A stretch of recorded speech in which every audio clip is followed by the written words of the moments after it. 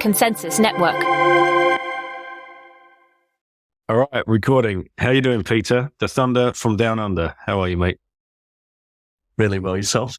Very well, very well. And thanks for coming on the show. Thanks for giving up the time. It's nice to get these conversations from the other side of the world and find out what's going on in Bitcoin land.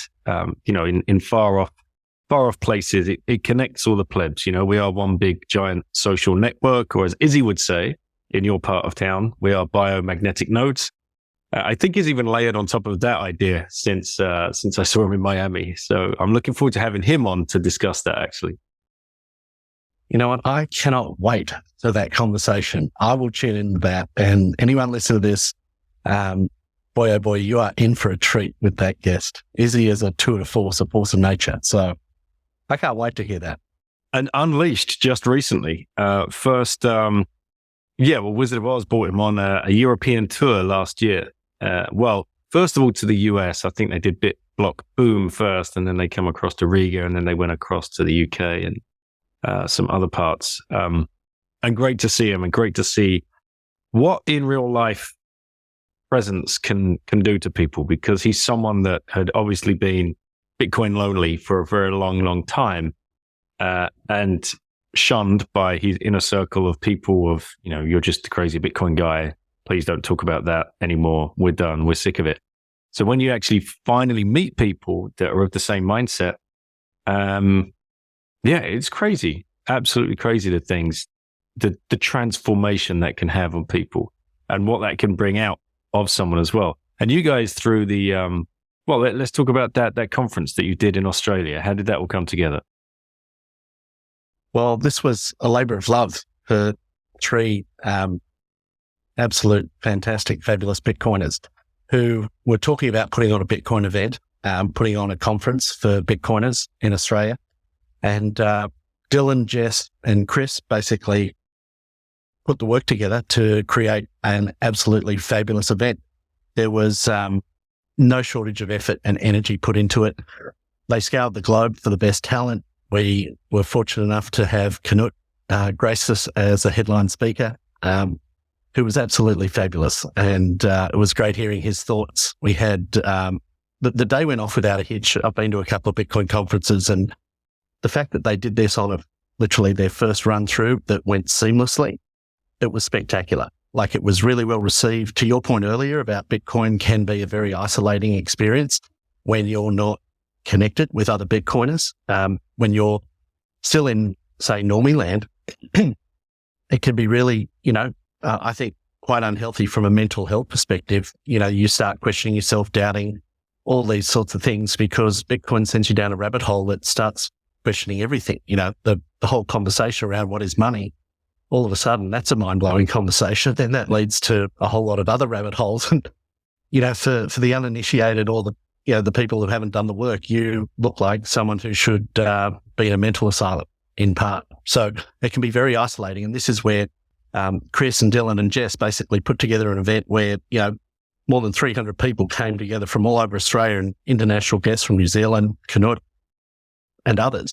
Literally made the journey to Sydney to spend a whole day together. And the event itself went really well. The speakers were really good. I had the good fortune of basically watching a really proud moment as an older brother. I got to see my brother on stage with Knut and Izzy and Chris hosting that panel. And it was such a treat watching those three or those four basically go at it for half an hour. It was fabulous viewing. And I'm really excited for the video to come out to sort of have a look at what we're talking about down here, and, much the same as anywhere else. It was, I think for me, the real experience came when the event, the formalities were over, where we got to sit down and have a few drinks together and actually connect one-on-one with each other, because we weren't focused on the show. And I've got to say that was a fabulous time. And a highlight for me was getting to spend time with Knut, meeting literally a whole bunch of plebs, which was just absolutely awesome. And a personal favorite of mine is, one of my all-time favorite songs is Knut's Fuck You Money. Yeah. And I'd gone back and forward with him a few times before he arrived, and I said, hey, can you do me a favor? When you get here, can we get a rendition of that for you, for us? And he said, absolutely, no problem. And just the measure of the guy. Like I hold Knut in such high esteem and consider him a good friend, but he's obviously very popular in Bitcoin circles. And to set the scene, it's 8:30 at night. We've been drinking for hours. He's sitting on a couch with Daz tuning up a guitar. He walks all the way across the other side of the room to grab me and say, "Hey, come with me, sit down." So there's myself, Gaz Larkin, who you may know, Knut and Daz B. He does a rendition, but I mean, the fact that he went out of his way in the middle of something to just come and say, "Hey, I'm just going to do this and here we're good." I'm like, I managed to video it, put it up and send it to Knut, Daz and Gaz. And I've got to say, it was just a very special moment for me, and it was fabulous. So for any of you thinking about coming to Sydney, it's a fabulous place to visit. It's a great tax write-off if you want to come and do that for any Bitcoiner who's working in the space. And I'm sure you'll have a lot of fun. It's a fabulous city and it'll be a great event. It's on again next year. So, all right, mate, love it. Yeah, that sounds like well. After that, because I listened to the spaces and it sounded like just a huge loving, which was great to hear. Has everybody gone away with more connections? Have you managed to? Are you based in Sydney? Or are you based somewhere else? Have you managed to create meetups? Because this is what happens. The knock-on effects are so strong. Yeah, well, I'm based in Sydney, so very fortunate that I didn't have to move far for this event. One of the hosts of the Bitcoin Alive was JP, who's run the Sydney Bitcoin meetup for the last 4 years. And I've got to give him a huge shout out. Like, he is an absolutely world-class pleb. He has put on this event for absolute pure love. And one of his mates have put on this event every 2 weeks. They catch up for either a drink or they host a speaker to come and talk to them. And they get absolutely world-class speakers to come in. They basically say to the pub, "Hey, we want some space." And, they basically clear an area for us. There might be up to maybe 100 people or more turn up to this event every sort of second Thursday or Wednesday. I'm not sure, but maybe we put that in the show notes. So any Sydney-siders who are in there can sort of join that Telegram group and come along. But, here's a man who has literally just dedicated a huge amount of time, energy and effort in connecting people to make sure they're not feeling isolated. And some of the people I've met through that have been absolutely spectacular. Now, to your question around the actual event itself and what's that spawned, so many different connections. I've been in touch with a Bitcoin miner in New Zealand, had a host of discussions around a whole host of other businesses, been in touch with Izzy once or twice. And it just gets the creative juices flowing. And this is where we're all trying to find our feet with this new technology, this new innovation, and trying to effectively find ways to work in Bitcoin to not only progress that, but, as a Bitcoiner, as the show title suggests, once bitten, it's hard to look away. Once you've got that bug, it grabs you from a mental headspace or mental, just the attention that it takes and headspace. It's hard to look away once you see it. It certainly is. And make sure you get you guys to list those events, those bi-monthly events on the Orange Pill app. It's free to list events on there. So anybody that's using the app that's coming to visit Sydney will just be able to pop open, "Where's events near me?" and they'll be able to come and find you very easily. That's something that is started to happen, and we're getting some great feedback from Bitcoiners being able to find each other when they're in new places, towns, cities, countries, whatever. It's the social layer of Bitcoin that we have to keep building out, which has been made so apparent to me in the last few years. Well, before that, we were all locked down for 2 years, right? Even those of us. No one locked down harder than us in Australia. I was going to ask that because, geez, Louise, man, what we were watching, and you never know what kind of media you're being fed, but the media we were watching of what was going on in Australia was just, baffling doesn't even begin to describe it. It just seemed to be completely overhanded, totalitarian. And the same was happening here in France as well.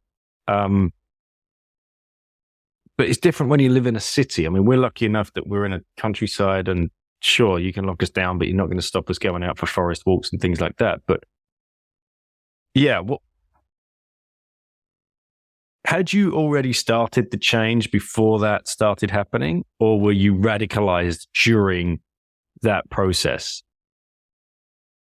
No, I was well and truly down the rabbit hole before that happened. And that just sent me further and further down that rabbit hole. There were a couple of instances that I found particularly egregious that just on a matter of fairness, I found particularly unnerving.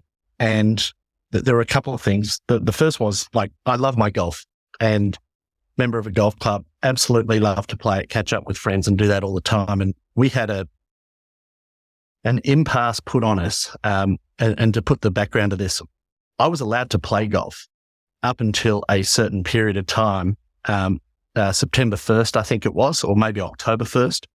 And on October 1st, we had what was called Freedom Day, where if you had 2 jabs, you were now allowed to go out into society.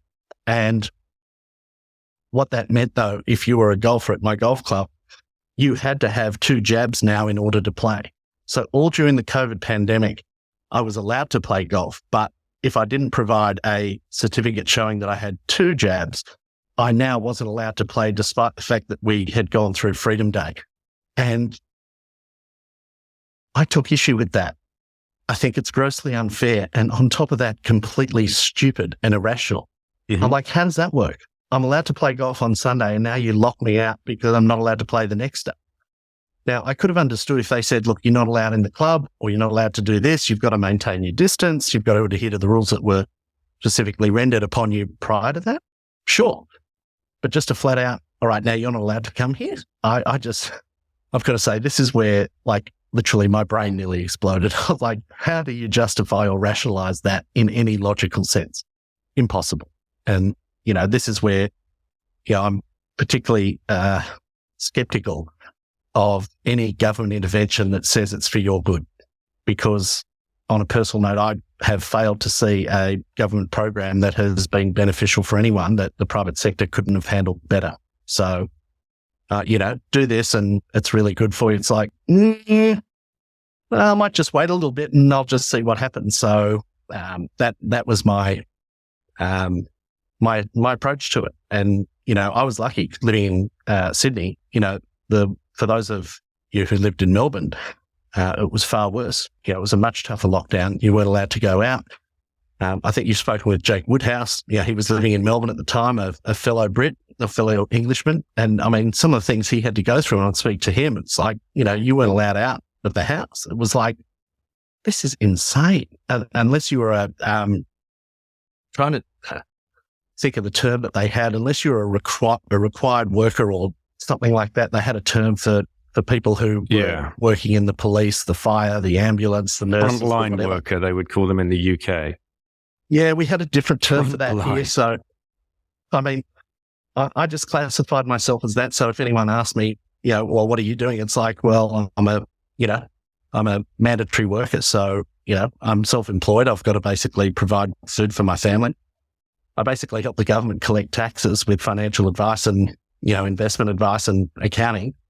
I'm like, well, if you guys want to get paid and you want your subsidies and, your little handouts, the rest of it, you just let me go to work and do my thing. So I've got to say I was particularly unimpressed with all that went down in Australia. And this is one thing that, sort of, for me personally, gave me huge pause for thought as to the long-term success of Bitcoin. I was like, oh my God, these people are so easy en masse to push in a certain direction from a mental acuity perspective. I thought, oh my goodness, 95% vaccination rates. Firstly, I thought those vaccination rates in Australia were bullshit. We kept on having hurdles. If we get 80% vaccinated, we can come out of lockdown. And then it got to 80, 79, and it's, we're moving to 85, 90, 95.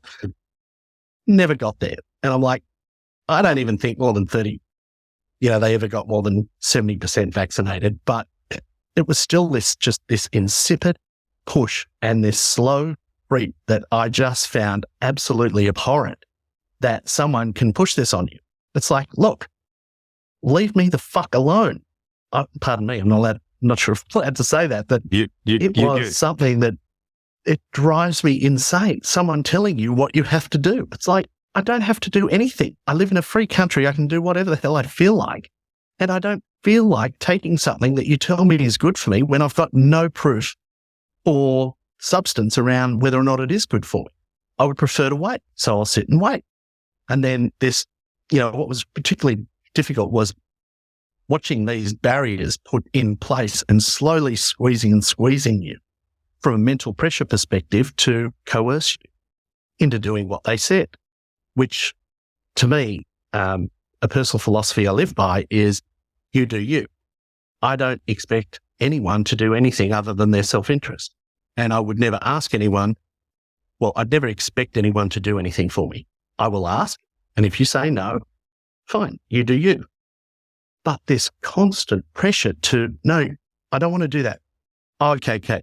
I will do this. It's like, no, I've told you, fuck off. I don't want to know about it. But they keep pushing and pushing and pushing. It's like, how dense do you have to be? I do not want to be a part of this. Please leave me alone. And this is where the thought goes through your head around, all right, how do I move away from the city? How do I get out of this? And then you start looking at, what is my plan B? Because this is particularly uncomfortable from a personal level where you have the government pressuring you to do something against your will. And I don't like living in an environment like that. I just want to be left alone. And I would like everyone else to do whatever they want to do. But please don't pressure me to do anything because you think it's in my best interest.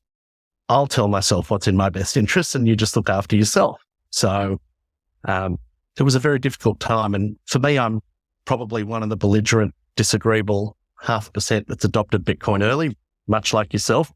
No, not to offend you, but I think Bitcoiners in general, if we're here right now, we are the belligerent, disagreeable few, 0.5% of the population who has done that. And this is why I think this microcosm of, the community or, the broader demographics is particularly pushes back quite heavily on that, narrative that's given to us from mainstream media and our governments. And this is why I think a lot of Bitcoiners were particularly upset with the treatment from their governments. And it's a big topic that probably cuts a little close to the bone to me. Yeah. Are those people that were pushing that still in positions of power? Is the PM still there or I don't exactly know how it all works over in Australia. And PM's changed. We've had 2, maybe 3 of the state premiers rolled over. 1, 2 days or 3 days ago, the Premier of Western Australia basically resigned, sort of with 2 years left to run on his term. And I find it particularly curious, why is he leaving his role when he's got so much time in front of him? And, I really want an open investigation into what they actually knew, because they were spouting off things that, had no relevance in truth. There was no truth to their statements, and yet they were just happy to get up in front of the camera and talk about it as if, this is the gospel. And I'm like, they need to be held accountable for that. Thousands of people or millions of people in Australia have, basically taken that vaccine. And I think there's been a host of vaccine injuries, but, they're doing their best to blame it on everything else. And it's particularly disconcerting that they can do that and have absolutely no recourse. Well, there's no accountability for what they've done. This is something I take, exception to. Someone should be held accountable. Someone should pay. Very strange how exactly the same thing has happened in the UK, right? Johnson no longer there. Then we had the interim president, Liz Truss, for a few weeks, just a complete clown show world. And then she's gone and now Rishi's there. So you've got a layer in between Johnson now. And not only that, you had, who was the Secretary of Health at the time? Hancock, he's gone. Cummings, he's gone. All of these characters that were doing all of that really disgusting pushing, all gone, reshuffled around. And, nothing to see here. Don't worry. Let's just get on with things. And the same in New Zealand, right? Arden all of a sudden just steps down. After being your one source of truth, she's gone, oh, now I can't handle it anymore. Like, what the fuck is going on? This is so obvious. If you're just looking, it's so obvious. I don't like to get into these conversations publicly, but I would like to think, particularly with Jacinda Ardern, because I've got a great mate of mine who lives in New Zealand who's a listener to your show as well. So, and a great Bitcoiner. He came back and forward through to Australia and New Zealand back and forward, and then lockdowns came. Jacinda Ardern basically ruined one of the two industries that New Zealand has, which is one's tourism and the second is the All Blacks. She absolutely ruined it. And then she's got 2 years to run on her term, and then, I'm stepping down for family reasons. And then takes a job with whatever her role is with the World Economic Forum or whatever it might be. What's her new role? Maybe the UN, I forget. But it's one of those big intergovernmental supranational bodies that have no accountability, and she's on to bigger and better things. And, it's quite, it's really disappointing. But this is where, in light of everything that's going on, there's hope with having Bitcoin. For me, I think, we've just looked at the government and the politics. This is happening across all of our institutions. It's not isolated to just our politics. It's not isolated to just our government. It's happening in our financial institutions, in our judicial system, our legal system, our law enforcement, our army, our military. It's education. Complete. You know what? I will have a conversation with you off there about something that really burns.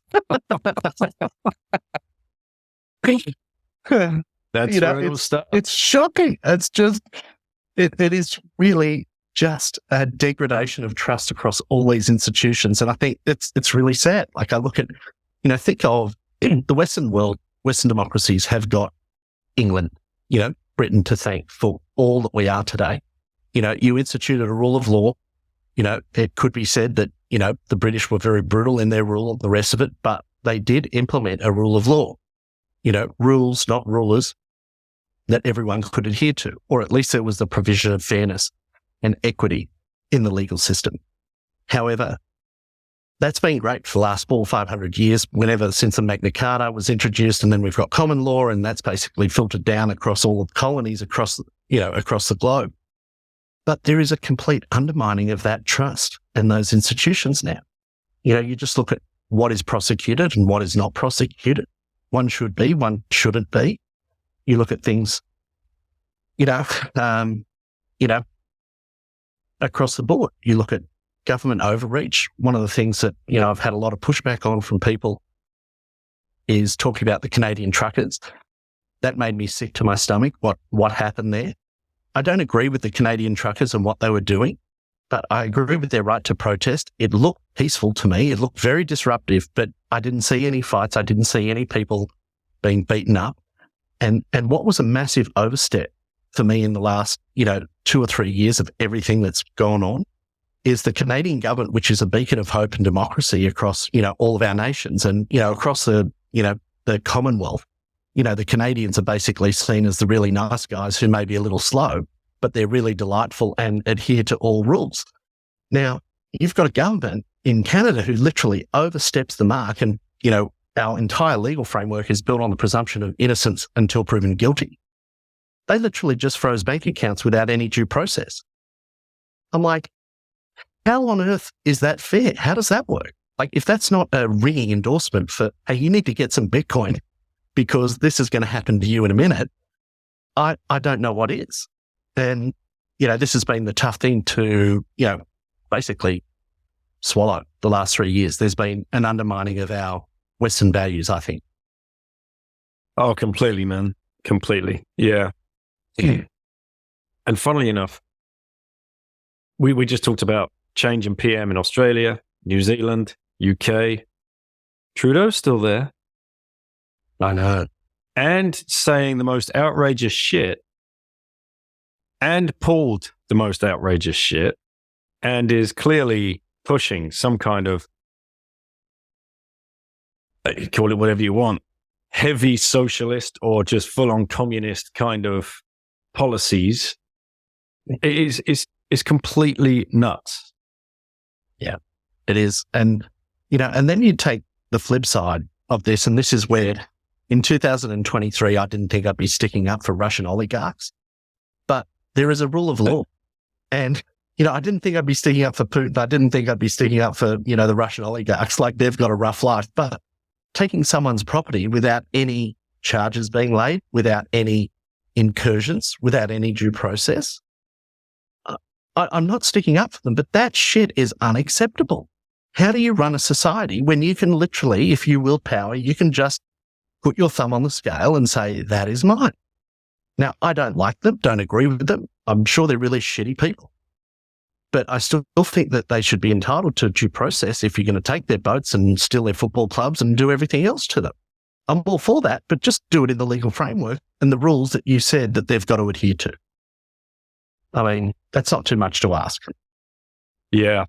If they were to do that, though, it would uncover all of the crimes that had gone, prior to, come across, buy our football club, bring your boats, no problem. Yeah, grease us a little bit of money on the side. Yeah, that's nice. Thank you very much. We'll just keep that under the table. And it's all so sick, mate. And Bitcoin fixes all of that, as we know. But let's get on to like what you do within the space. And let's take it back a little bit. What were you doing before you found Bitcoin? What was kind of your path to the rabbit hole?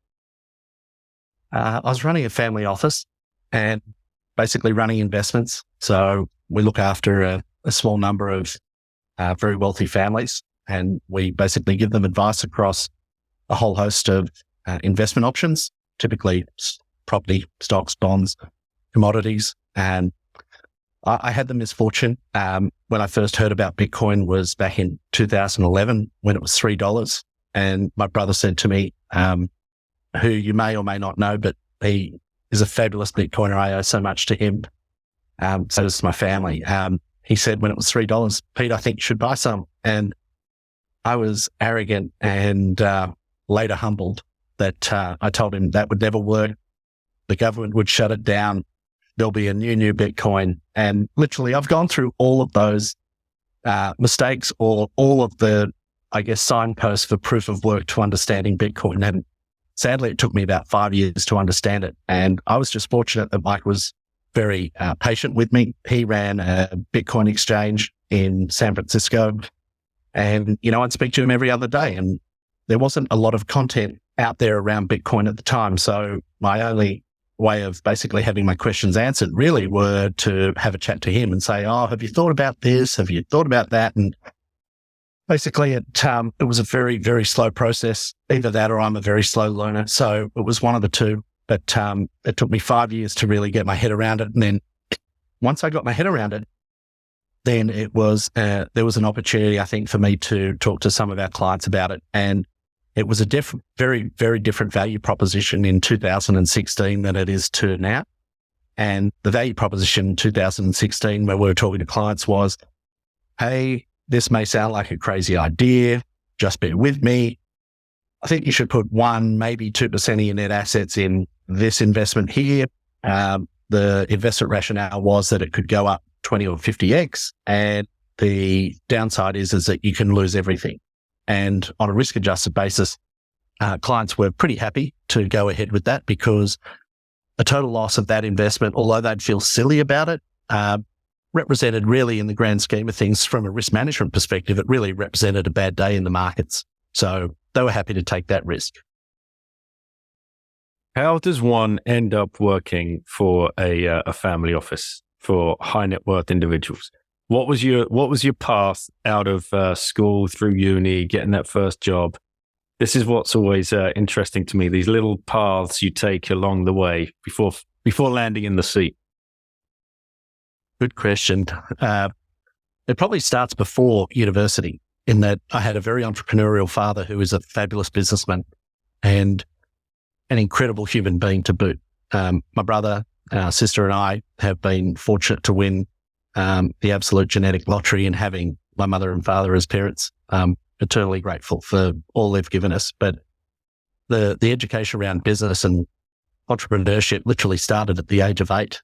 I'd be discussing business with dad because that's what he was doing all day. And as a son, you want to hang out with your dad and find out, well, what's happening, Dad? And literally, I'm sure he dumped it down quite dramatically to walk through, concepts and things like that. But he is a fabulous brain who has been, a huge influence right up until this day on my life, and a force for good. So it started with Dad and having conversations with him about business and, day-to-day decisions that he was making, and then hearing his thought process about why he was making certain decisions and the rest of it. And then at school, I wasn't a great student, but did enough to get by and get into an accounting and finance degree at a local university. Found out that accounting was very boring, and I didn't want to do that for the rest of my days, and took to finance and thought that was really fascinating and interesting, and learning about a whole host of things. Still did the degree in accounting and finance, so I got a double degree in that. It was a Bachelor of Business at a local university in Sydney, or just south of Sydney, actually. And then my first job out of uni was with BT Funds Management, and that was of BT fame from the 1987 crash, which was about the only firm in Wall Street that made a fortune that day. Everyone else practically went bust. Sadly, by the time I got there, it didn't have quite that reputation that it did, but I was there for a very short period of time, basically talking about funds management to in potential investors and talking through a whole host of investment options in that. From there, I then went into a mortgage business where I was introduced to a lifelong mate who gave me some absolutely fabulous advice. And he basically, I'd met him, I'd known him for 30 seconds, and he said, what do you want to do with yourself? And I was 21 at the time. I told him, I want to be an investment banker at $1 million a year, as most young aspiring finance types would like to do. And he took one look at me and he said, mate, you're too stupid to do that. Why don't you come and do mortgages where we're all stupid?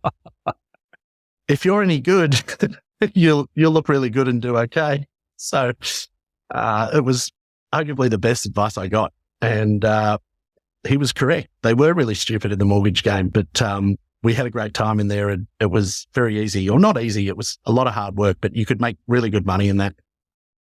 Fast forward to just pre-GFC, and my father's advisor was, and one of his great mates was a chairman of one of our biggest financial institutions here, basically said, Pete, you're on the wrong side of the balance sheet. You need to get out of credit and onto the equity side of things. Credit's about to blow up and there's going to be some problems there. So just before that, went through all of the regulatory requirements to get my financial planning licenses and things like that.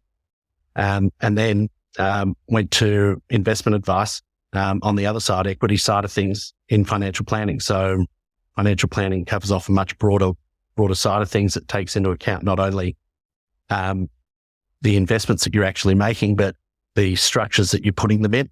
And then upon death, how they're to be dispersed and what type of entities you want to put them in upon death. And this is where, under the Australian accounting system, and I guess the US and pretty much British as well, the investment returns can vary dramatically by what type of entities that you put those investments into. And so it has a huge impact on the type of returns that you get. So that's really an integral part of it. And then fast forward to about 10 years ago, set up a family office, a multifamily office with my father's cousin, who is an exceptional woman, has just such deep experience in the markets. I cannot tell you her integrity, her wisdom.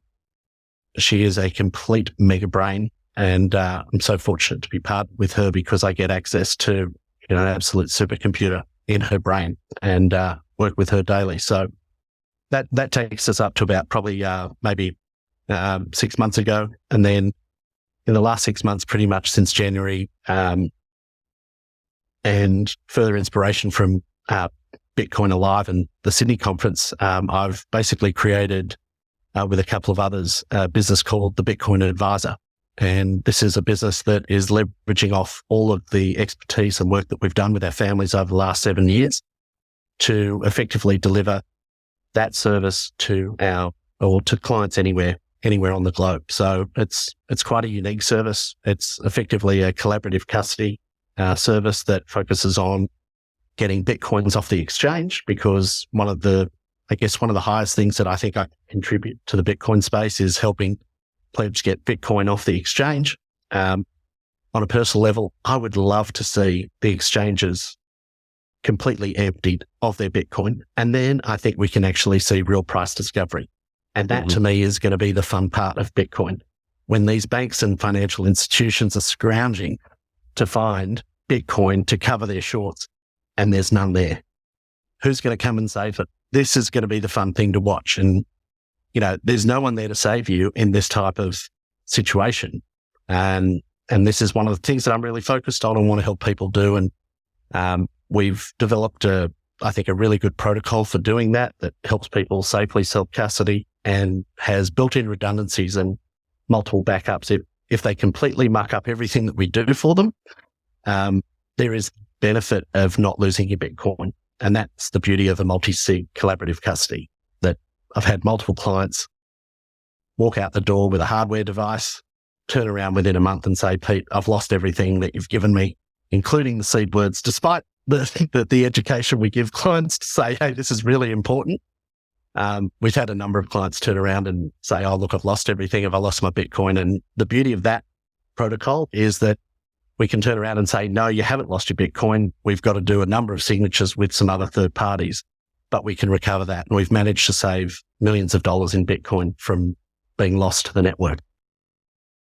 My goodness, it makes you... How do people do it? How do people walk out of your office having had that education, hours of listening to you and following, and then just walk away, lose the hardware wallet, lose the keys, lose everything? It's incredible. But I've heard Knut talk about this before, and I think Svetsky too talk about the SAT squeeze that we're going to face, because so many people clearly are going to lose a huge amount of Bitcoin, as you've just explained. I would also be interested to know if you can give us any kind of numbers, because when we tell plebs, please take your Bitcoin off the exchanges and off the apps, whatever you're using, just please take complete self-custody of that. Some people would still be like shrugging their shoulders, rolling their eyes. Yeah, it's $500 or it's a couple of thousand, it's okay. It's like, yeah, but that is the perfect time to start playing around with that self-custody, because it is only $500. And if you do make a mistake and you do lose it, then it's only that. But you've got to start that process of the education. But on the other end of that scale, there could be people that have got tens of Bitcoins, dozens of Bitcoin just sitting on an exchange account somewhere. Yeah, that's terrifying. And I think, we deliver really conservative advice around Bitcoin.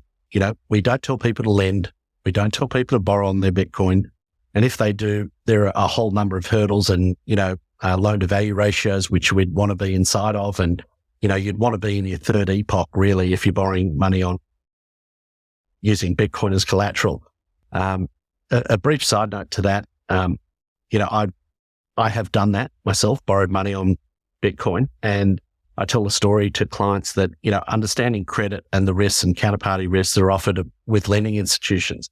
I was offered effectively a 1.5% interest rate on the MakerDAO platform. I was offered 8% rate with Celsius.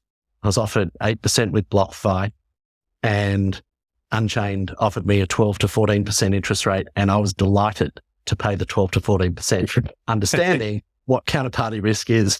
And I find this amusing because I've got, effectively 25 years of finance history to fall back on and understand what the ins and outs are of doing that and what the risks I'm taking are. And, when I tell clients, and, I'm a pretty open book with clients, if I'm looking after them, they need to understand how I'm operating and thinking for myself personally. And, when I tell clients, hey, I'm doing this, and I told them the options, no one understood. Why are you paying 10% more than you have to? It's like, it's peace of mind. It's making sure I've got what I think I've got, and that I'm not going to get rugged, that I'm not going to get rehypothecated, and they're not going to sell or short sell my stack against me to drive the price down and effectively unwind all of the hard work that I've done. So this is where advice we deliver, we've avoided any yield products. it's been ultra conservative. There's no trading. It's just come in, buy, self-custody in a multi-sig collaborative custody and sit and wait. And that's all you have to do. You don't have to do anything more than that if you're patient. And this is the beauty of this Bitcoin, that it will deliver over time. It's mathematically, scheduled to increase in value. And this is something a lot of people don't understand. And, sort of understanding a little bit of your background, you've probably read Reminiscences of a Stock Operator. I have not, actually. Oh my goodness, you're in for a treat. This is a book that was read, that was written in about the 1930s. I think it sold copies for the last 100 years, give or take. And it is a fabulous story of, what's the dude's name? He loses everything, then comes back and then loses everything. I know the premise of the book, but I've never actually read it. I read it. Jesse Livermore. That's right. Yes. Okay. All right. So it wasn't actually, Jesse Livermore is the stage name and the real name escapes him, but that story is exactly it. He was the greatest short seller that ever lived. In the Great Crash or Great Depression, JP Morgan, or might have been 1900s, JP Morgan came to him and literally said, I need you to basically abandon all of your short positions, otherwise the entire country's going to go under. And, I don't think I'll ruin the story by saying he died penniless, but one of the fabulous lessons out of that, it is literally the greatest book on trading that ever lived. And this is the best guy to do it. He ended up with nothing. I'm like, there's a lesson in there just there. But the really curious thing and the biggest lesson I took out of that book was all the money is made in the sitting. It's not in the trading. It's not in the getting a good price and selling at a high one. It's being patient with the investment and letting it go full circle and come to fruition. And this is the ironic thing about Bitcoin, is that this is an investment that you can hold for life, that is programmed to go up forever, Laura. I mean, mind-blowing. And this is where, some of the lessons we try and impart on our clients is you just need to be patient, have a longer time frame. And this is that extension of the time frames that we're working in that Bitcoin really helps change from a mental perspective. There's a couple of questions that keep coming up, and you've worked in both sides of this. So I see it a lot on Twitter. Buy a house, get into a mortgage, or rent, or sell my house, hoon into Bitcoin, and rent. And there's no magic answer, but I would like to first start with the mortgage side of things. And if you wouldn't mind lifting the skirt on some of the dirty tactics and the unknowns that only people who have worked on that side in the advisory, in the selling side of the mortgage would be privy to. And what should people be very careful of when thinking about entering into a mortgage and literally parting with their life savings at that point to put themselves into debt for the next 25 years without actually walking away with the complete ownership of that asset which they have. Where does it go ahead? It just doesn't sound like a great deal when you frame it like that. It doesn't. Does it? No. Not now we have Bitcoin, right? Because in the past, real estate was the only game in town. But let's start on it. Let's unravel the mortgage. What are people truly getting into, and what are the pitfalls, and what perhaps are they being sold on from the industry standpoint? Well, there's so many things we can discuss. I'll talk about a high level number of things that I think are some fallacies with property. Firstly, I think we need to have a look at what is happening from a global macro perspective, and then we'll dig down into individual countries and what that means. But on a global scale, we've effectively got in Western democracies, because that's pretty much any English-speaking country will classify as a Western democracy. We've got 40 years of track record of interest rates coming down, asset prices going up. There's been a little bits along the way, and we've had 12 months of a readjusted change in that 40-year trend of rates going down. Now, to me, just looking at that graph, it does not look like a great time to be buying property, because you're at the start of interest rates going up. You're at a demographic cliff from the baby boomers exiting that market and downsizing. And we don't have the population across the Western world to be replacing, all of those people to keep property prices elevated. So I look at this and I think, well, there's a net leak out of that system rather than a net inflow. So I think very, very high level, that's a tough sell in this market at the moment. Now, if you're buying your dream home, that's a very different conversation. And I don't get involved in personal decisions with any clients. A client says it's a personal decision, I want to do this. Hands off, you do you, back to that philosophy, right? It's not my decision to be making if it's personal. If it's investment, then I'll guide you and give you the best that I've got. But if it's personal, then, there's no discussion. But the global macro needs to be taken into consideration. And, you need to overlay that with, what are the opportunities out there at the moment? And if I go across all of the investment categories, stocks, bonds, property, commodities, and Bitcoin, I find it really hard to make a decision on anything bar two things. The first is holding cash because there's so much uncertainty, and that's a really unpopular thing to be saying. And the second is holding Bitcoin, because if you look at the supply curve and demand dynamics, if we're where we think we are in the adoption rate, we're at maybe 0.5% of the population has adopted this thing. So we're back in 1980 house prices. We've got 40 years of nothing but up in front of us with a few blips along the way. Now, importantly, this is going to be an asset that I believe will decouple from being affected by the interest rates. So over time, we're not going to see Bitcoin's price affected by a rise and fall in interest rates as much as it has been now. Because once people understand what this thing is, it transcends all other assets on a relative basis. So I look at this and I think, if you're buying a property right now, it might well have to be the deal of the century. Like something that you can literally not go past, because what you're passing up is an opportunity to own a network that will fundamentally underpin all other networks on Earth at some future point in time, is my belief. Now, at the moment, sadly, we have, I think, a focus on Bitcoin being a monetary network, but I think it's much bigger than that. It's fundamentally a communications network. And this is where sort of looking at arguably one of the most contentious Bitcoin influencers at the moment is Jason Lowry with his thoughts on soft war. Personally, I'm a pacifist. I don't like the thought of war and I would not like to be involved in it.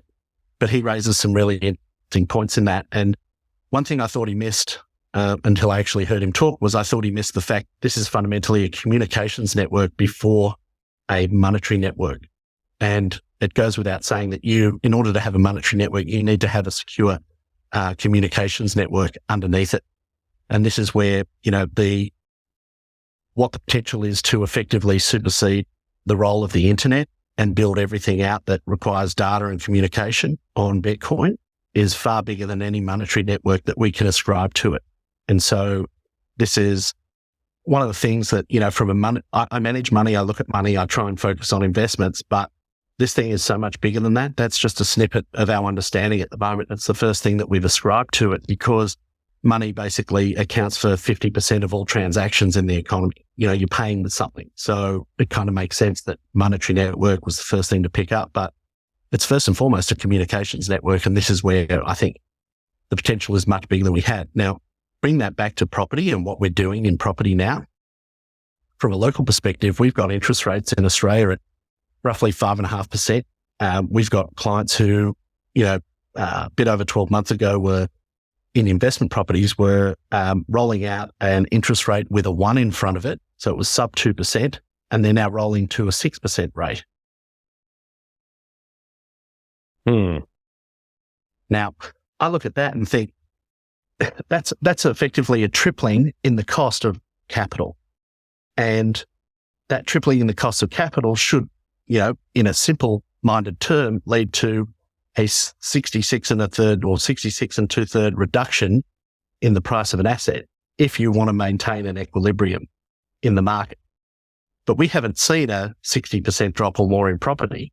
We've seen maybe a 15% come off the top, and we've had a 300% increase in the cost of holding capital.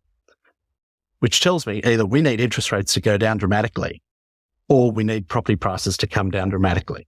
But there needs to be an equilibrium felt at the moment. And this is where property owners typically are very slow to adjust to the market reality because they're still living at the high watermark of their property 12 months ago that was, say, valued at 5 million or 10 million. And they haven't figured out that no one really wants to pay for it at 10 million, but they'll give you 8 or 7. So I look at this and I think right now it's a bad deal for investing in property. Very interesting. Why does it take so long? Why is there that lag? Because the same thing happened with the lead up to 2008, right? With the global financial crisis. There was a lag, then all of a sudden, bam, it's gone. The realization hits. So if rates go up again, another 0.5%, 1% over the next 18 months, this is going to start shaking so many people out of their mortgage payments. They're just not going to be, especially, and it also, I suppose, depends on when people's fixed terms are rolling over and coming to an end. And I don't know how long you have them in Australia. I was talking to Andy and Croesus the other day. They were saying in the US, you can still get a 30-year fixed mortgage rate. I'm like, what? Yes, you can. And it's 7%. 30 years this is fixed. Where 30-year fixed. So I think in Australia, our terms, the longest term that we've got is 10-year because we don't have a 30-year bond market. We don't have that fluidity. But in the US, I can tell you that in November 2021, I had a mate of mine buy a property in Texas. He secured a 30-year fixed rate at 2.7%. That same 30-year fixed rate is 7+%. Now, that's fabulous for him, but he can't afford to leave and no one can afford to buy it. Therein lies the problem. So if you look at the US housing market, this is one of the huge issues that the US is facing. US housing market, basically transactions are down 49%. So it's stagnant, it's frozen. They can't even afford to sell because you can't afford to go anywhere. So you're trapped in this 30-year fixed mortgage that you've basically got to wait until that 30-year fixed rate comes back down to 2.7 before you can really get fluidity and liquidity back in that housing market. So it is a massive problem coming down the pipe, but they've managed to solve all the problems up until now, including the GFC. So I never rule out, the rabbit out of the hat that they can pull, right? Just keep printing more money. That's it. Oh, that's the answer to everything. And, this is the beauty of holding Bitcoin. When they print money, this is the fastest horse. And there's something you said right at the beginning of the show. If anybody wants to come and move to Australia, there's a great tax write-off for you. Explain that. What's going on there? Oh, no. That was come to the Bitcoin Alive conference. If you're a Bitcoiner, you're invested in Bitcoin. Hey, I'm going to learn about Bitcoin. We'd love to see your family down here and write the whole trip off because I dare say you'll host it or be a key speaker that can help promote it. So bring the family down and then write the whole trip off. I gotcha. I thought there was some kind of boondoggle going on in Australia that people might be able to move there and get a tax break for a few years, but clearly not.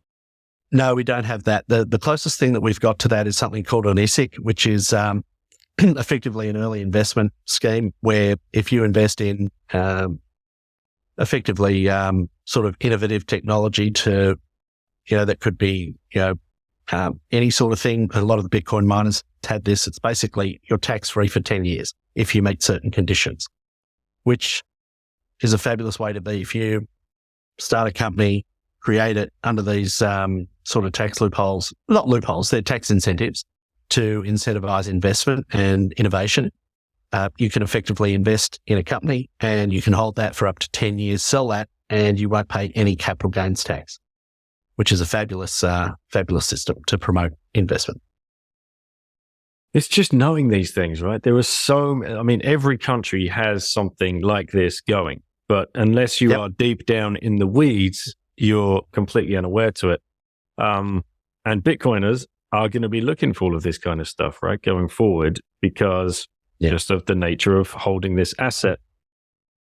And that's another thing to consider, and you might be able to advise people on. I know it's different in every country again.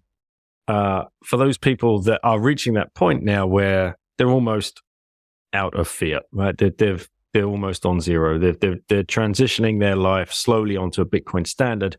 But then every day you bump up against Clown World and you're in chains because you need the euros or the dollars or the pounds to go around your daily activities. Now,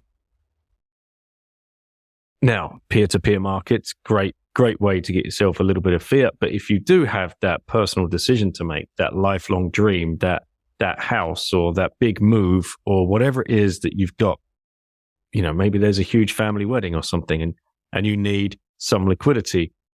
How do people go about doing that in such a fashion that they're not going to trip themselves up with huge kind of tax burdens, put a big red flag over their heads?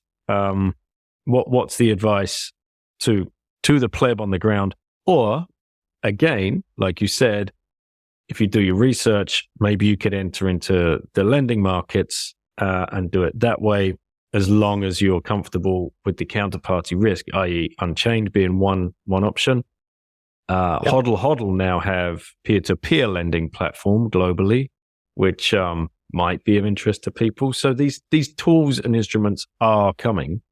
What do you have to say and what do you hope to see?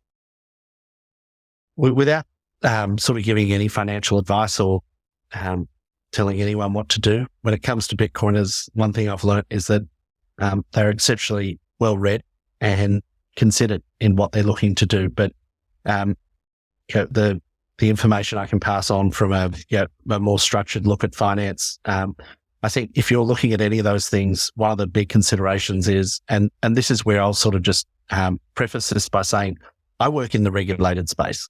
I hold an Australian financial services license. I'm licensed, so my income is derived in part by managing and maintaining that Australian financial services license. So I don't pretend to play outside of the KYC realm or the anti-money laundering. We adhere to all of those rules and regulations. One thing I will say is that I think it is going to get increasingly tougher to do non-KYC and try and avoid the loopholes that the governments are putting in place, for the simple fact that this is an immutable ledger. This is a ledger that can't be changed. And although these governments may be a few years behind us, they are getting increasingly more sophisticated at tracking these things. And this is where sort of, listening to and reading and hearing more about, chain analysis and what they do. Not that I agree with what they do, but they're selling a service that is going to get increasingly more sophisticated at catching non-KYC. And I look at this and I think, to take this conversation to say an estate planning perspective for those who want to leave Bitcoin to their loved ones, and non-KYC Bitcoins, I think a really important consideration to think about and consider is, firstly, those Bitcoins that you're leaving to your loved ones, those beneficiaries need to be as good, if not better than you are at Bitcoin. And I look at that and I think, for all of us who are here today having these conversations, the thought of leaving our Bitcoins to our loved ones, our kids, our wife, whatever, there's no chance in hell they're going to be better at this stuff than us, right? So this is an obsession for us that we look at. And I think, just from a getting caught perspective, these are incremental gains that the governments are making, and they've got an unlimited amount of time to make this. And so I look at that and I think the number one thing that concerns me from this perspective is that if you have ill-gotten gains across any country, just about, the government has the authority to seize that. And I think, is that a risk you're willing to take when, you could have legal frameworks set up and you can deliver your Bitcoin to your beneficiaries and put that in a legal framework that not only gives the best form of asset protection for a host of things, but it can also give you great tax exemptions or, help you minimize your tax that you have to pay if you actually use it. And I think for me, the peace of mind in being in that framework, rather than having to be faster and outrun that authority, to me is peace of mind. And this is where I don't pretend to tell anyone what to do. If you want to do that, play in that space. But I'm just sort of highlighting that, if you live in the UK, America, Western Europe or Australia, there are some incredible legal benefits in actually disclosing what you've got upon your death. You can put this in Australia, we've got something called a testamentary trust. you can effectively leave your Bitcoin in that trust, and your beneficiaries, your children, can basically access that at any time. And it also gives the strongest form of legal protection against a family law situation, like a divorce. Now, I'm in the business of risk mitigation, so I need to understand what are the greatest risks that we face in losing our Bitcoin. And this is something particularly unpleasant for me to say, but I will say it because it's our greatest risk of losing our Bitcoin. The greatest risk to our Bitcoin is the person we sleep next to. From a statistical perspective, it's our partner. We go through a divorce and half of our Bitcoin is gone immediately. Now, I look at that and I think these, from estate planning perspective, what's really interesting is you can leave your Bitcoin in these testamentary trusts or testamentary trust-like trusts across the US, UK, Europe and Australia. And that gives you the best form of legal protection for your children who are inheriting that from a family law situation or a divorce. And this is where I spend a lot of time thinking about this for clients, because the thought of all that we've sacrificed to get to this point in time and we leave it to our children and then they pick a bad partner, which statistically, one or two out of three marriages fail. It's going to end in divorce. You set up a testamentary trust that gives you the best form of asset protection for a situation like that. Now, I don't want to suggest that would happen, but I'd rather, hope for the best and plan for the worst. And to me, that's free money sitting on the table. And that's interesting. And it brings up the whole debate over KYC, non-KYC again. But I think the most prudent thing to do at the moment is have a stack on each side of that table, right? Have your KYC stack, which probably most of us have, because exchanges were the only game in town for a long time. And then have the non-KYC stack in one part over here that maybe you've earned, maybe you've managed to get through peer-to-peer, maybe you've managed to go down the CoinJoin rabbit hole and navigate that world, and keep one of each. But then this inheritance planning idea of yours, leaving them in a trust, is very interesting. And I would like to learn more about that and see more services come into the market as well to offer that, which kind of goes against the ethos as well, right? I'm sure it'd be in a multi-signature style setup, but like you say, once you're gone, you're gone. And how is that managed afterwards? But all right, Lauren has just walked in, so she's going to fire a question at you. And I believe you had a question to ask her. So we'll see how this goes. So I heard that you help a lot of people learn about Bitcoin. And my question is, why do you help those people? Why do you want to? Oh, okay. Goosebumps hearing that question, Lauren. That literally brings a tear to my eye thinking about that. I am really passionate about the benefits that Bitcoin can bring to society on a broader level. I think you can save a lot of suffering, improve humanity, help bring us to a higher consciousness, literally improve our lives across the board. It can, it's the only thing I've seen that has a meaningful impact to improve 8 billion people's lives. And if people understood what this means on a deeper level, much past the number go up tech, which is fun to talk about, but I genuinely think, we can live in a much better society that will be unrecognizable in 50 years from today. So I sell the number go up, but I'm really here for trying to help improve society. I think this is our greatest tool ever invented to do that. So, yeah. Wait, that's a deep question. Big answer. Love it. Mm. Love the emotion. Yeah, thank you. It's not often like that, but great question. Hey, question to you. What's your favorite part about homeschooling?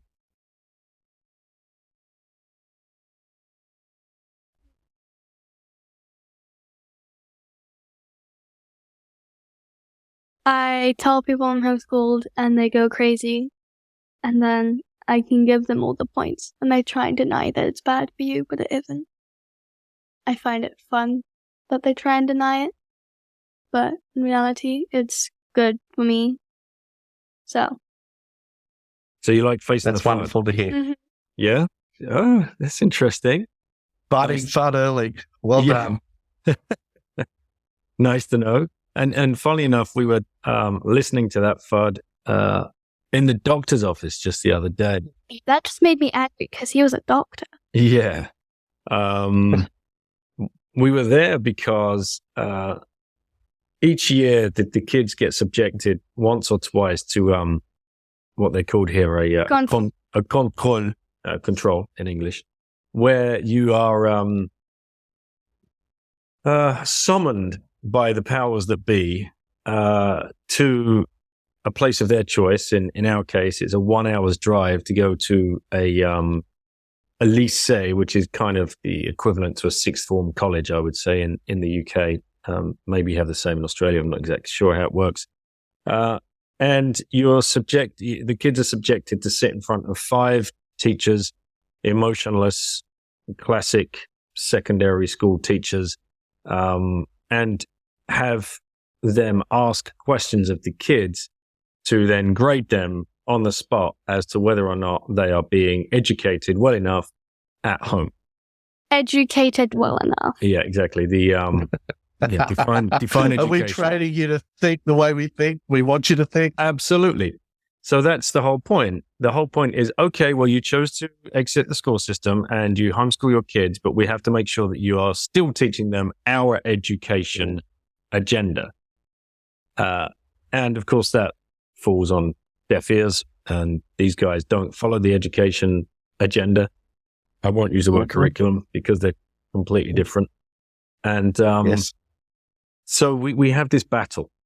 And the last time Lauren got very upset because homeschool kids like to sit down and actually talk things through and have a conversation with adults rather than be treated like an absolute little minion. Give me the definition of photosynthesis in 2 sentences or you fail. Fine. Tell me if the plant is dead or alive with black ink. Oh, yeah, black and white pictures of 2 plants. Which one's dead, which one's alive? And Lauren's like, what? It's a black and white photocopy. You're like, can I see the actual book with the picture? Like, oh, no, just tell me. It's like, it's just pointless, administrative, bureaucratic, totalitarian bullshit that you have to go through. And anyway, so Lauren got very upset the last one. So we decided, right, screw this. We're not taking them back anymore. Let's go get a letter from the doctor explaining that we have serious concerns for the mental health of our children. This is why we decided not to put them in the school system in the first place. But who can refute that, right? Well, apparently a doctor can. Because all the doctor had to say was, oh, yeah, well, first of all, he said, oh, no, it's great. Yeah, my son has exactly the same problem. Exactly the same problem. He just shuts down. Do you have a pill? Yeah. I've got a pill for that. Well, no, it's a flower, actually, apparently. It's like this herbs that you give to. Oh, yeah, it's not pharmaceutical. It's natural. We're like, oh my God. And then we spent the next 20 minutes trying to defend the fact that we were homeschooling. He's like, well, just send them to school, right? Because stress is good for them. They need to be able to bang up against this in their life, and it sets them up for like, right. Oh God. Just. How does that guy have kids? An NPC, and well, the problem is as well, this is the guy that is legally selling the pharmaceuticals drugs for him. He's a legalized drug pusher. Literally. Yeah. Endone, Ritalin, you name it. Yeah. All of that speed, but they call it Ritalin, dexamphetamine, you name it. All good stuff to help you think better. I don't think it helps you think better. There was a fabulous, you probably saw it on Twitter recently. There was a kid, there were 2 videos of the same child basically watching 10 minutes of a maths video and 10 minutes of Star Wars. And the 10-minute video of the maths was him spinning in his chair round and round and round. Couldn't keep any attention on it. And the Star Wars, he just sat dead straight, did not 10 minutes while that was entertaining him. And I thought, maybe there's a problem with the education system.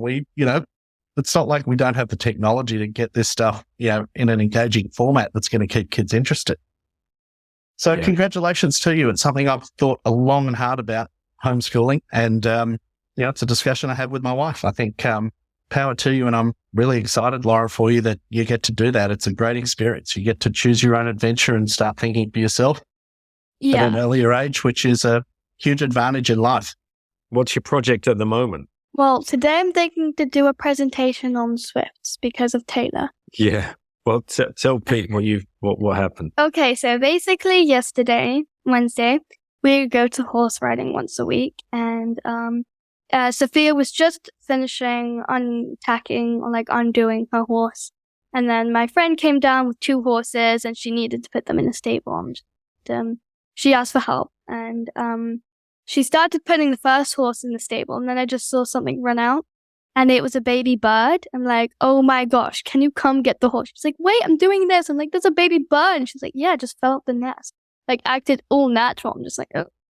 So after that, I picked it up and I just, brought it home. It was a great surprise. Yeah. So And, Tell me, did you get a name for it? I saw you post something on, what you would call it. People started saying Taylor. I'm just like, why Taylor? And then my dad was like, think of the name. I'm like, Taylor Swift. Yeah, it's a little bit. Are you a fan of Taylor? When we were little, we would scream shake it off and stuff in the house. Yeah.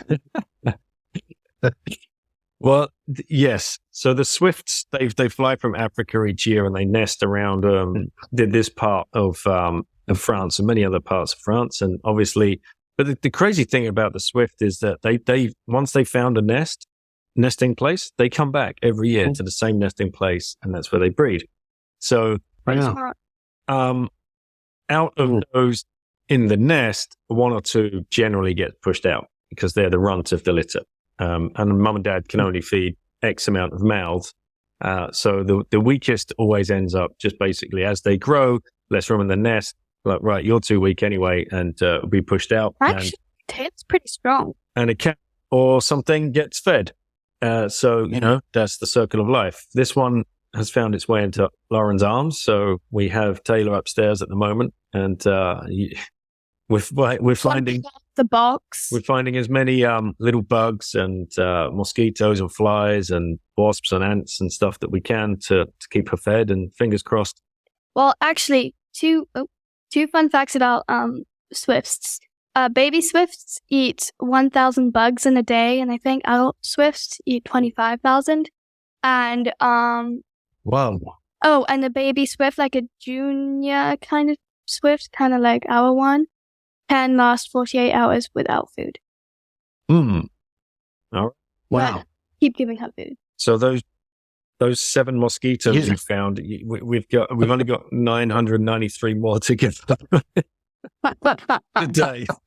That's going to be a full-time job for the vet.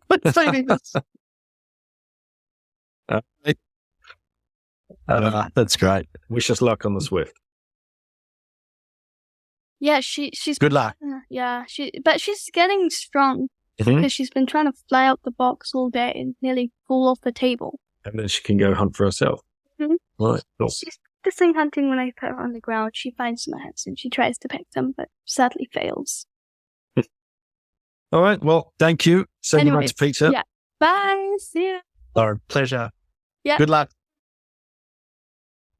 Right. Thank you, mate. And I've just seen the time there. So, yeah, it's been going about an hour and a half. I'll start wrapping it up. I think you know the final question, but I'll ask you anyway. If you had just one last orange pill left to give to somebody, who would you give that to and why? Am I allowed to explain why? Yeah. Xi Jinping. Right. Has anyone given you that before?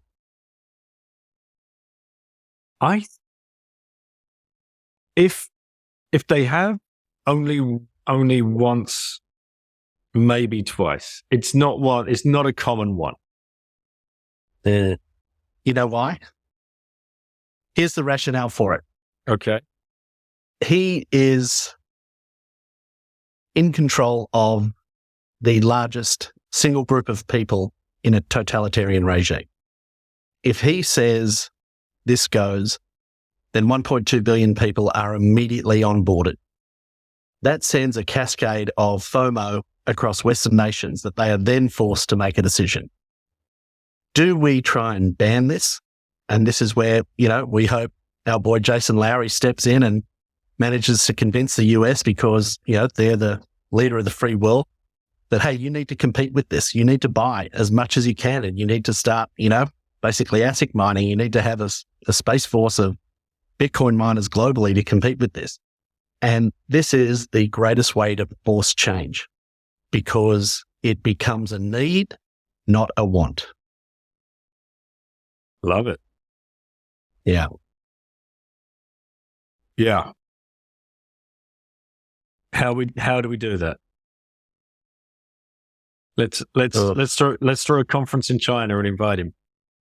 He'll feel the love. Yeah. This is the greatest tool for control you've ever dreamt of. He'll feel the love, I'm sure. He's like, these guys are amazing.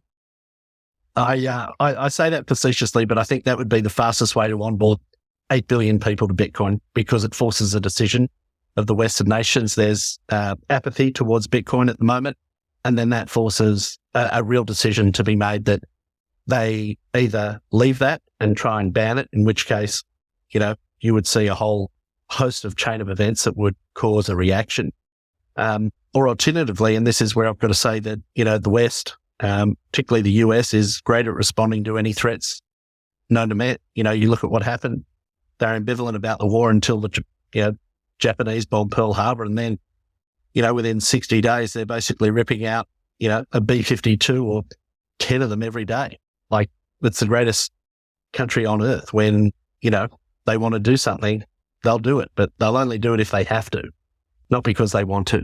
So that democracy in the US is, at a standstill until they're forced to do something. And then they are the most productive country on earth. Whereas at the moment, they seem to be going the other way. What was it they come out with the other day? The Dame tax thing? What's that? For the miner, where they were going to put a 30% excess on the miners? Yeah. Stupid. So unbelievable. I want to get the acronym right. I'm sure it's DAME, D-A-M-E. Mm-hmm. What does that stand for? I've got it here. Digital Asset Mining Energy Tax. Right. So that's a proposal for 2024, right? Yep. It makes no sense from an economic perspective. And this is where the children are in charge. No real world understanding of what happens. There's no consequences. And sadly, the people who are making the decisions have no real world consequences for their cost to the nation. So it's incredible as well, right? Because they wouldn't be there, that amount of mining companies, if they hadn't have been pushed out of China in the first place, right? So China make the boo-boo. Let's ban everything. You guys aren't allowed to do this anymore. I know some are still there under the radar, big ups. But a lot moved to the US, and now they're getting taxed out of there, and they'll just pick up and move again. It's such ridiculous decision making going on. But I mean, it's easy for us to see because their eyes are wide open, and we've been down the rabbit hole a little time, and we've done the minimum required 1,000 hours, however long it is. Honestly, I felt as though I was doing that per week at one stage. Just couldn't get enough content. Weren't enough hours in the day just to give me more. Anyway, mate, how can people find you and reach out if they want to just chat, come and find you in Sydney, hang out, play golf with you? There's a strong undercurrent of golfers in Bitcoin. I'm one of them, and I want to start hopefully inspiring people to set up Bitcoin golf tournaments, like Mix It conference style, 2-day long events. Get the plebs out in foursomes, talking with each other, mixing it up, playing kind of scramble games like Ryder Cup style, best ball. Just make it as fun as possible. It doesn't need to be competitive, but being out there on the course and having discussions and actually, playing golf at the same time, I think would be an amazing, amazing time. So yeah, how can people get a hold of you? I think the easiest is on Twitter, Dunworth_Peter. Here's my handle. DMs are open, so any questions, please reach out there. Or alternatively, if you want more information about the services we provide to our families or other clients, please have a look at the bitcoinadvisor.com, and that is spelt with an ER, so thebitcoinadvisor.com. And there's a host of information up there. There's a comparison page which you could look at to check your own self-custody and see what we do and see how your setup ranks. And this is where, on a personal level, I never tell any pleb what to do. If you've come this far, you know what you're doing, and I don't pretend to tell anyone what to do, but we've put a really comprehensive list together of all the things that you need to basically tick off in order to ensure safe custody of your Bitcoin to your family, your loved ones, if something happens to you. And a great way to test if, your plan for that is foolproof is literally at the end of this show, hand a piece of paper to your loved one who you plan on getting it, and literally tell them to move your Bitcoin. And if they can do it, then your plan's foolproof. And if they can't, then please check out the website for some tips. And if after that you still don't want to do it or can't do it, reach out to us. We'd love to help you. So, yeah. All right. Excellent. Thanks for coming on, mate. And hopefully you'll be our side of the pond, or I'll be your side of the pond at some stage. And we can, not pond, world. And we can hang out. There's a huge pond. We'd love to see you in Sydney. Bring your golf clubs. Come down in March. It'll be fun. Oh, for sure, mate. For sure. That's March. Yeah. Is that the next time Bitcoin Alive is happening? I think it's going to be around March or April, sort of. Right. So keep that free in your diary, and I think it'll be before the halving. So it'll be Sydney again. Going to El Salvador, from what I've heard, yes, it will definitely be Sydney. So it'll be around early April, late March, I would have thought. Excellent. All right, mate. Have a good day. Great. Thank you. Cheers.